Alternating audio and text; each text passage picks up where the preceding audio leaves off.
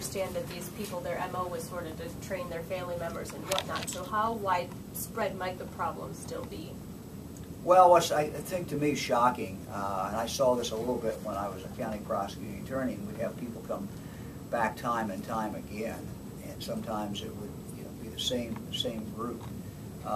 What's shocking to me is that the two ringleaders here, we've dealt with them before, back when Betty Montgomery was Attorney General. And by the way, I asked Betty to come today, but she's actually out of town. This is a group that she had dealt with. I guess they weren't put away long enough. Maybe this time we can get them put away a lot longer. I have a question for the sheriff. The Circleville 30, what can you tell us about that? You were there at that time. What can you tell us about that group? And then were you surprised to hear that these guys were back out? Well, I wasn't surprised that they were back out.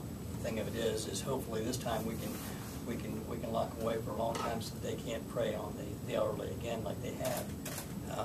As the Attorney General said, that this has become sort of a family business. They train the younger ones how to do it, and they know how to go out and prey on the elderly, what signs to look for.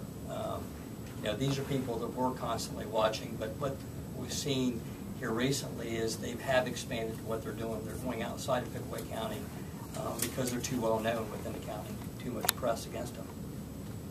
Okay, this is what this is what we have to understand. Just like you get up in the morning and go to work, these guys get up every day and go scam people. This is what they do.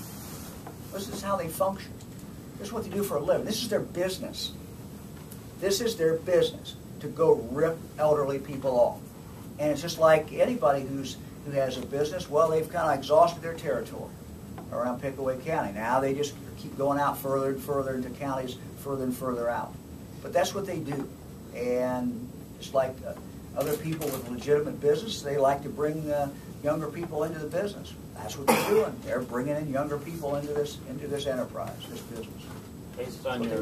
Based on your history with these kind of cases, what's the likelihood that any of these people ever get any of their money back?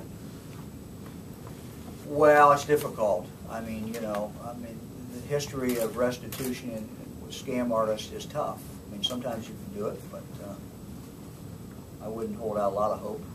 They spent it already, or they? Yeah, I mean, you can try to get their money, and the judge can order restitution, but finding the money is always the problem. Anybody want to jump in here? And they have to get the legitimate job to pay back for the restitution. The judges can order the restitution, but then you'd have to scam more people to pay those people back. It turns into a scam. What's the latest on the Steubenville situation today?